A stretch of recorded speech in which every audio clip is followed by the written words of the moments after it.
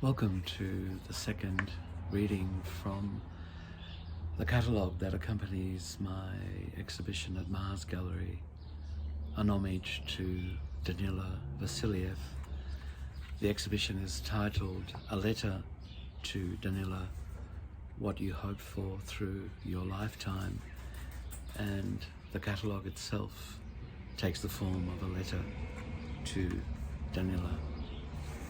And I will read you some more from it today, accompanied by my friends, the little birds, plentifully abundant here, either raking the leaves or playing on the roof. Welcome. They seem to wait for me to come out. I ended yesterday's reading with these words. Your creative output was perceived at the time by most art world observers as that of a well-meaning, if uneducated eccentric, whose depiction of poverty-stricken post-war inner Melbourne and of frontier life on the Mallee was the shallow, overly romanticised response of an inept maverick. And I go on. It's fair to say too that a handful of your peers valued both your life and your practice, and a few even saw you as a visionary, as did John Reed, in whose arms you died after you suffered a heart attack in Heidi's kitchen on a late 1958 autumn afternoon, and as did Arthur Boyd, who offered these comments on the occasion of your memorial exhibition. I believe that as a teacher, he was of great importance to the modern movement in Australia. His art itself is something rare and beautiful, which has added greatly to our experience and has enriched our lives. And your loyal friend Albert Tucker, who after your passing described you in this way. And Vasiliev, the man, he was a rich and sombre presence who carried with him the odour of Byzantium and of the Caucasian steppes. In his life, he expressed to the full the pathos and loneliness, the violence and tragedy of our human condition. This unique man has a curious splendour. He was an icon in the bush, a gift, a mystery that informed us all.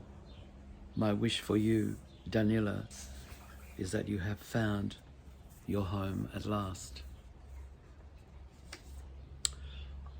Although at the time of your death, Danila, you had little reason to anticipate that an immediate revision of the widespread negative critical opinion would follow your passing. Ironically, in a little more than 12 months, a reassessment of your work had begun. Only the previous year, widely respected art critic Alan McCullough, writing for Melbourne's The Herald, has been scathing in his reviews of your exhibition, terming your work absurd, jovial, and adventitious, and describing the images in your last paintings as unlike any shapes in the external world. All of this distressed you deeply, but McCullough began his review of your 1959 memorial exhibition with an apology. During his life, Vasiliev's art was appreciated by the few but neglected by the many. Very reluctantly, I include myself among the list of those who failed to give full credit to the artist for all the qualities manifested in the show. The truth was that Vasiliev despised those refinements of technique which are apt to sidetrack even the most careful judgments. His works often appeared crude and childlike, and indeed, in the technical sense, they were. But looking at this representation of his total output, such crudities disappear and one becomes aware of a warm, spontaneous talent expressing itself with great vitality and human feeling. The Herald, Melbourne, 10 June 1959. Sadly, this reassessment came too late for you to appreciate.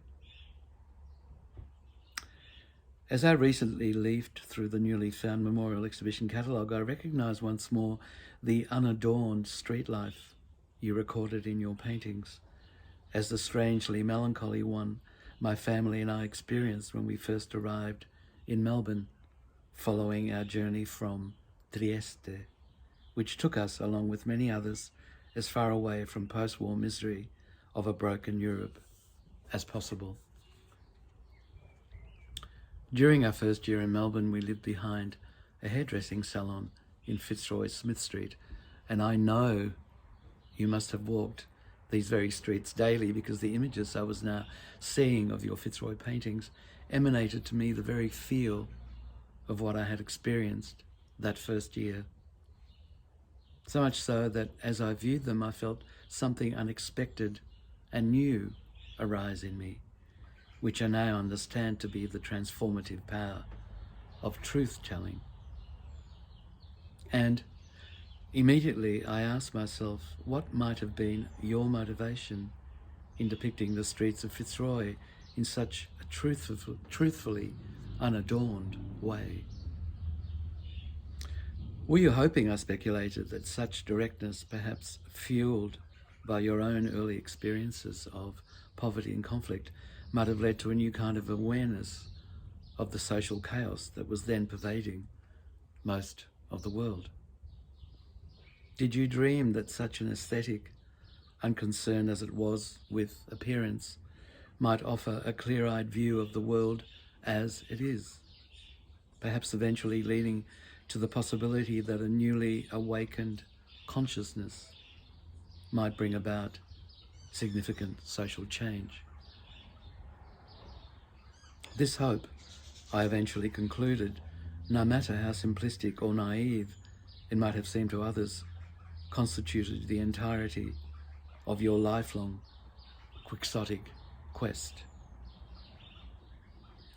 The celebrated American short story writer Raymond Carver quotes Anton Chekhov in the preface to one of his stories with the following aphorism: "Why not simply say what happened?" A pang of recognition struck me as I read this sometime in the late 1980s. Vassiliev, I immediately thought. I suspect that you concluded early in your work that the stark circularity of life's cause and effect teaches one most emphatically how counterproductive the sugarcoating of daily experience is, even if in the short term it might conjure up seemingly everlasting blue skies overhead, albeit through the perpetuation of a lie. I can hear you now exclaiming, "Things must be seen exactly as they are. One must be courageous, face the outcome with a clear-eyed gaze and resist the urge to see the world as you want it to be. For that's the road to disaster." I can't remember exactly when I decided to try and find the fishing shack, if indeed it still existed, that you had lived and worked in throughout the last couple of years of your life. Though I had known about it for over 6 decades, I suddenly wanted to find it and to stand in its shade, watching the rivers flow, as you must have. I'd heard that its location was somewhere near Barunga, on the almost inaccessible northern banks of the Murray River. I have spent many sunlit mornings tramping along both sides of the banks, from Barunga to Melbourne, but I've had no luck in finding even a trace of it. But in the end, finding it or not doesn't seem to matter much. Either way, I have recently concluded the search itself has been most rewarding. That's where I have to end today, and I'll read some more tomorrow. Thank you for your attention.